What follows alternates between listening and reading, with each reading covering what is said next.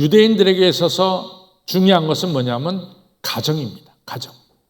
그래서 유대인들은 저녁 식사는 가족들이 다 함께 먹는 그런 저녁 식사를 꼭 만든대죠. 그래서 유대인들은 다 아침부터 다 흩어져 살다가 저녁 때는 다 식구들이 모여서 함께 식사하는 이런 이 가정이 굉장히 중요합니다. 여러분들 성경 66권 중에서 여러분들 성경 읽을 때 어느 성경책이 좀 어려워요? 읽기가 좀 지루하고 지루한 성경책이 있을 거 아니에요. 다 흥미롭고 흥미진진한 건 아닐 텐데 어느 성경책이 좀 지루합니까? 우리 할렐루야 한번 얘기해 보시죠. 레기 지루해요. 나도 거기 동의해. 또 지루한 것도 뭐 있어요? 민수기는 그랜드로 괜찮아. 민수기는 처음에는 막 족보 얘기 나오다가 어느 정도 지나면은 민수기는 다시 역사 이야기가 전개됩니다. 또 하나 지겨운 게 있어요. 지루한 게. 역대기입니다. 역대기 상을 보면은 역대기 하는 아니에요. 역대기가 1장서부터 29장까지 있는데 1장서 29장까지 내내 족보 이야기야. 야, 해도 너무해. 한 민수기처럼 한 10장 정도 족보 얘기하고 그 다음에는 역사 얘기하면 좋은데 이 역대기 상은 1장서 29장이 다 족보 얘기야. 저는 그것을 보면서 유대인들이 이 가족이라고 하는 것, 가정이라고 하는 것을 소중히 여기는구나. 그러기에 성경에 말이죠. 민수기에 당연히 나오지만은 역대기에는 1장서 29장까지 계속해서 족보 이야기로 가득 채워놓는 걸 보면은 정말 대단하다. 이런 생각이 듭니다. 여러분들의 가정이 하나님의 축복이 정말로 충만하게 임하는 복된 가정 되시기를 주님의 이름으로 축원합니다. 그래서 오늘은 하나님의 축복이 임하는 이 복된 가정이 되려면은 어떻게 되느냐? 첫 번째가 여러분과 저의 가정이 자랑스러워야 돼요. 내가 속한 우리 가정은 자랑스러운 가정이 되어야 됩니다. 그것이 중요한 거예요. 난 우리 집 주소만 모두 지겨. 그러면 안 되는 거예요. 여러분들의 가정이 언제나 쉴 수 있는 가정, 그리고 복된 가정이 되어야 되는 거예요. 우리가 이제 조금 후에 찬송가 305장을 부를 텐데 사철의 봄바람 불어있고 하나님 아버지 모셨으니 우리 가정은 믿음의 가정이고 그 다음에 이같이 우리의 가정은 낙원이다 라고 하는 찬송가를 우리가 부릅니다. 고마워라 임마누엘, 우리가 하나님만 섬기는 우리 가정, 고마워라 임마누엘, 하늘의 낙이, 천국의 낙이 임하는 가정. 여러분들 305장 1절을 잘 보면은 그 가사를 이제 지은 사람이 구구절절히 자기 가정에 대한 자랑이 차 있는 거예요. 사철에 봄바람 불어있고 하나님 아버지 모셨으니 우리 가정은 믿음의 가정이고 복이 있는 가정입니다. 이러면서 구구절절히 그 찬송가 305장의 1절 가서는 자기 가정을 자랑스럽게 여기고 그리고 자기 자랑은 정말로 자기 가정은 복된 가정임을 아주 분명하게 밝히고 있는 자기 가정을 자랑하는 복된 가정입니다. 여러분들 우리들의 가정이 이처럼 자랑할 수 있는 가정, 우리 스스로 감사할 수 있는 가정, 이런 가정이 되려면은 첫 번째가 제일 중요한 게 뭐냐면 부모가 서로 화합하며 잘 살아야 돼요. 그것이 첫 번째입니다. 부모가 서로 화합하면서 잘 살아야 됩니다. 그래야만이 자녀들이 그 가정 안에서 평안과 그 가정에 대해서 자긍심을 갖습니다. 첫 번째가 그겁니다. 두 번째가 뭐냐? 가정 구성원들끼리 서로 칭찬을 해줘야 돼요. 가정 구성원들끼리. 이게 굉장히 중요합니다. 26살 난 이 남자 청년이 맨날 나는 못해요. 저는 자격이 없어요. 이 열등의식에 푹 빠져 살아요. 목사님 너무 안 됐어. 내가 보기에는 그 친구가 절대로 못할 사람도 아니고 얼마든지 하면 할 수 있는 사람인데 맨날 말끝마다 저는 못합니다. 저는 실수가 많습니다. 저는 이게 겸손이 아니라 그 말이에요. 너무 열등의식에 빠졌어요. 그래서 목사님이 그 청년을 붙들어 두고 야, 내가 보기엔 당신은 말이야 무슨 일인지 잘할 수 있을 것 같아. 근데 왜 잠깐만 말끝마다 나는 못해요 그러냐. 그러면서 이제 물어보니까 정말 저는 못해요 그러는 거야. 그래서 목사님 하도 이상해서 그래 너 한번 네 어릴 때 얘기를 좀 해보자. 그 어릴 때 얘기를 해보니까 그래도 학교에서 5등 안에 드는 성적을 가져와요. 그래도 부모가 야단치는 거야. 아버지가. 야, 이 바보야. 누구는 1등 하는데 너는 5등밖에 못하냐? 그러니까 성적을 내도 아버지가 만족하지 못하고 야단치는 거죠. 또 한 번은 학교에서 모형 비행기를 만들려고 해서 이 친구가 정성스럽게 만들어 학교에서는 최고의 상을 받아가지고 집에 와서 자랑하는데 아버지가 너 이거 잘못 만들었다? 저것도 잘못 만들었다? 이러면서 지적하는 거죠. 그러니까 이 친구는 자라나면서 아버지한테 칭찬받은 적이 없어요.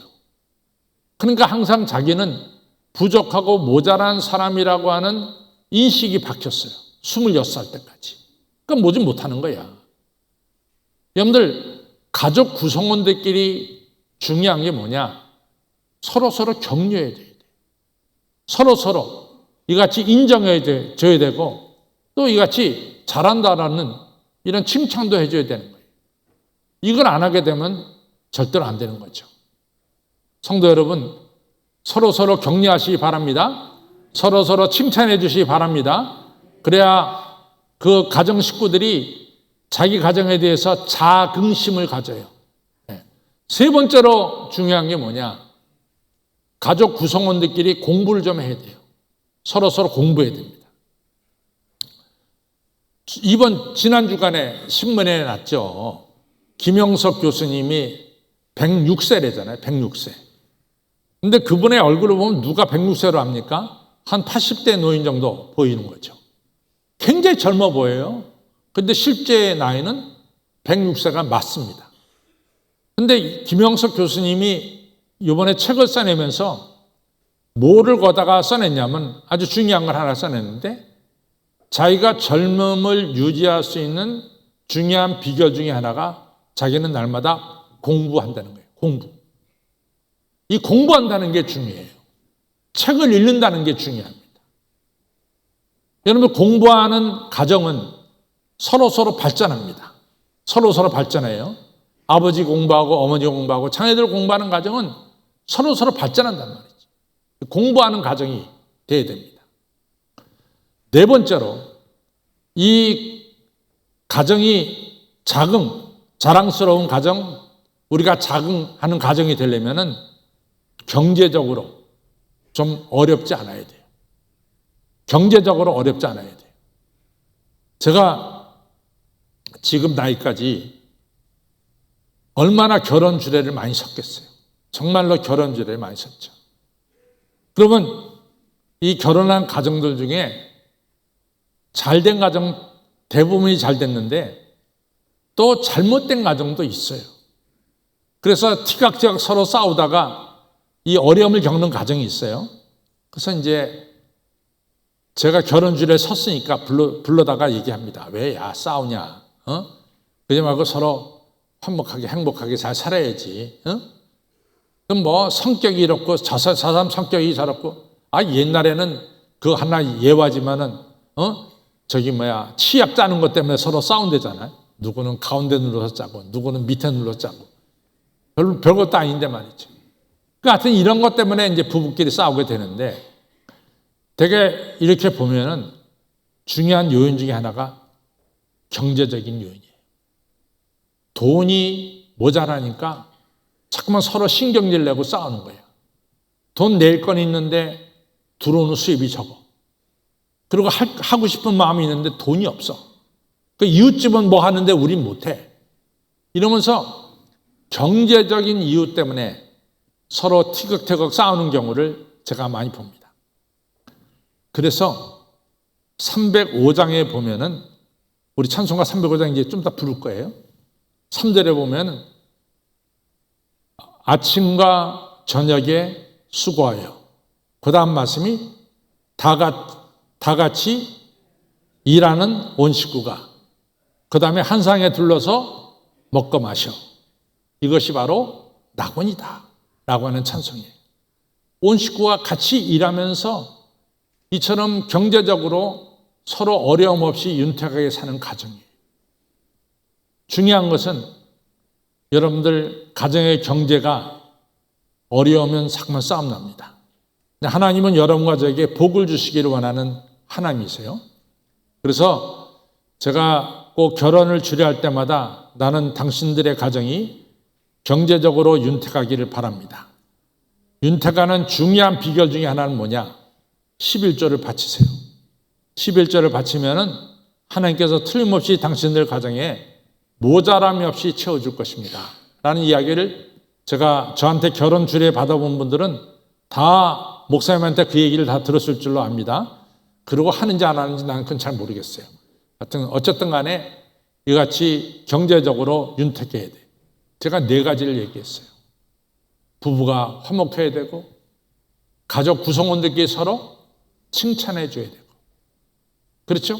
그 다음에 서로 공부해야 돼, 공부. 그냥 맨날 집에만 들어오면 텔레비 켜고 아침부터 저녁까지 보는 게 아니라 책을 펴놓고 공부 좀 하는 이런 가정들이 되고, 그 다음에 서로 일해서 이 경제적으로 서로 도움을 주는 이런 가정이 돼야 될 줄로 믿습니다. 오늘 3절에 보면은 내 집, 내 실에 있는 내 아내는 결실한 포도나무 같으며 내 상에 둘러앉아 있는 자식은 어린 감람나무 같으려다 라고 하는 중요한 말씀이 여기 나오고 있습니다. 여러분들, 이 가정에 있는 아내들은 결실한 포도나무 같다라는 얘기는 가정에 기쁨을 주는 분이 바로 어머니고 아내고 이렇다는 얘기죠. 가정에 기쁨을 주는 분들. 어느 집에 장로님이 아들만 둘이 있어요. 아들만 둘이 있는데 이 아들들이 이제는 장성해서 이제 장가를 가게 됐습니다. 그래서 이 며느리가 이제 그 가정에 들어와야 되는데 그 아버지 장로님이 큰 아들을 붙들고 이런 얘기합니다. 얘야, 나는 우리 집에 며느리로 들어올 사람에 대해서 내 생각은 그 우리 사돈댁이 상대방 집이 돈이 많다, 적다. 나는 그거 생각하지 않는다. 그 다음에 내 며느리 될 애가 뭐 박사다. 나 그것도 별로 생각하지 않는다. 내 며느리 될 애가 아주 뛰어난 미모를 가졌다. 나 그것도 별로 생각하지 않는다. 나는 우리 집에 들어올 며느리가 우리 집에 들어와서 우리 모두가 다 그 며느리를 볼 때마다 기뻐했으면 좋겠다. 기쁨을 주는 며느리가 왔으면 좋겠다. 긍정적인 며느리가 왔으면 좋겠다. 그리고 집안을 좀 깨끗하게 정리하는 이런 며느리가 왔으면 좋겠다. 그리고 하나님을 경외하는 며느리가 왔으면 좋겠다. 이렇게 얘기를 했다는 거예요. 여러분, 성경 말씀 그렇잖아요. 내 집 내 실에 있는 내 아내는 결실한 포도나무 같다. 뭡니까? 우리 모두에게 기쁨을 주는 사람이 돼야 됩니다. 그리고 내 상에 둘린 자식은 어린 감람나무 같으려다. 여러분, 감람나무가 얼마나 소중하겠어요? 예전에 성전의 불은 다 뭡니까? 감람유로 켰어요. 그렇죠? 두 번째, 누가 상처가 났잖아요.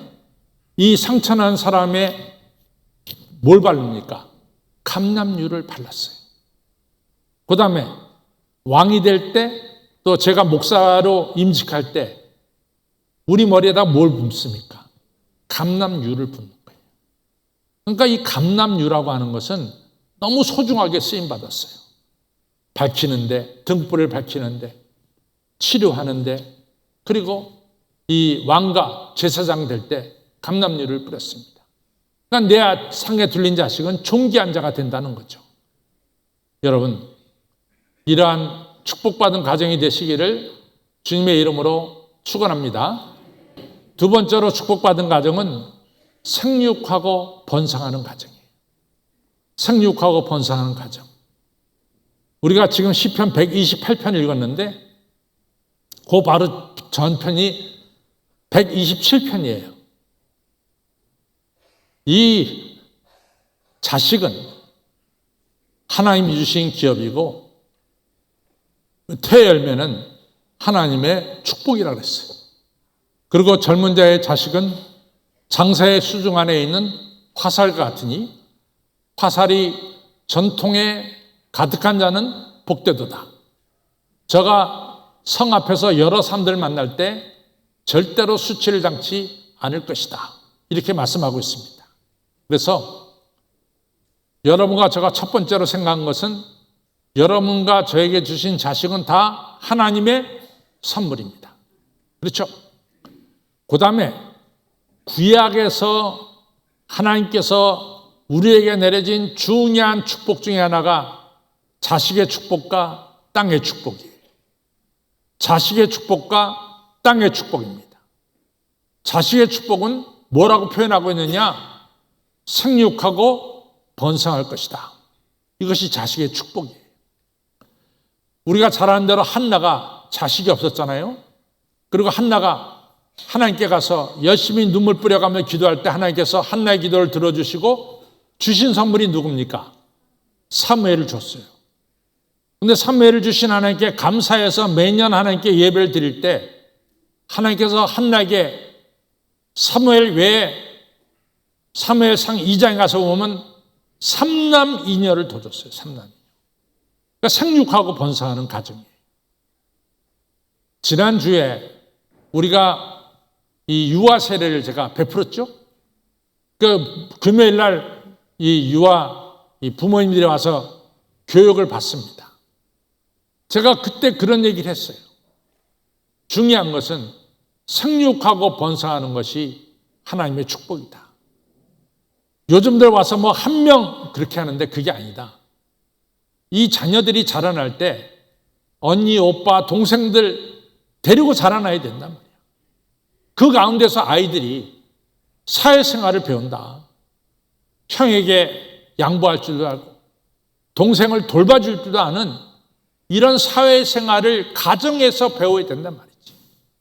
그러니까 제발 자녀 한 명만 낳지 말고 좀 더 낳으란 말이지. 이런 얘기를 제가 드렸어요.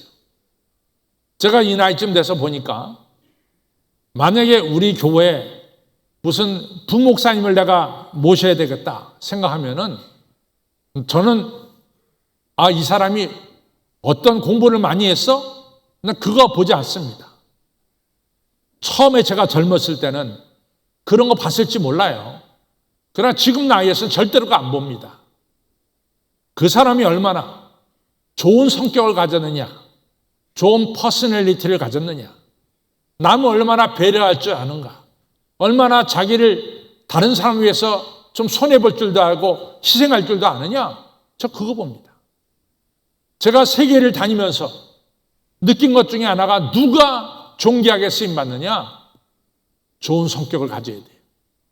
나쁜 성격 가진 애들은 얼마 못 가서 다 꺾여요. 그러나 좋은 성격 가진 애들은 계속해서 존귀하게 쓰임받는 것을 알 수 있어요. 그것을 어디서부터 배우느냐? 가정에서 배우는 거예요. 가정에서. 가정에서 형제 자매들까지 서로 부딪히면서 자라나면서 남을 배려할 줄 아는 이러한 사람으로 자라나는 거예요. 성도 여러분, 여러분들 가정이 생육하고 번성하는 가정 되기를 바랍니다. 나이 드신 분들은 아멘 하는데 젊은 애들은 안 해. 예. 목사님 아이 키가 얼마나 어려운데 잠깐만 아이 낳으라고 그러십니까? 그럼에도 불구하고 여러분들 생육하고 번성하는 이런 가정들이 되어야 될 줄로 믿습니다. 그리고 기도하는 우리 부모님이 되어야 돼. 저는 이 요한에슬레, 차수에슬레 어머니가 수잔난데 글쎄 19명을 낳았어요. 어마어마하지 19명. 근데 이제 다 기도를 잘 키워서 세계적인 요한에슬레, 차수에슬레가 낳았잖아요. 이 자녀를 위해서 기도해야 됩니다. 여러분들 우리가 메가더 하면 뭐가 유명합니까? 서상권 장님 메가더 하면 우리가 기억나는 게 뭐죠? 아니, 그런데 장교로 제대하신 분이 메가다 하면 인천 상륙작전 아니에요, 인천. 우리에게는 메가다 하면 인천 상륙작전이에요. 유대호 집사님 버지니아 가보신 적 있어요? 근데 워싱턴 DC까지는 가셨잖아.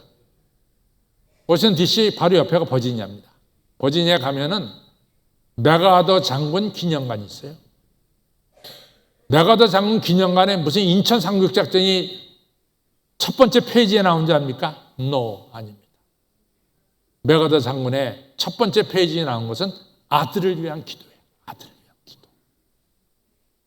우리 아들 용감한 아들 되게 해주시고 비겁한 아들 되지 않게 해주시고 우리 아들 편안한 길로 가지 말게 해주시고 어려운 길로 가서 어려운 것을 이겨낼 수 있는 아들 되게 해주시고 우리 아들 유머가 넘치는 아들이 되게 해주시고 하나님을 경외하는 것이 지식의 근본임을 아는 우리 아들 되게 해주십시오.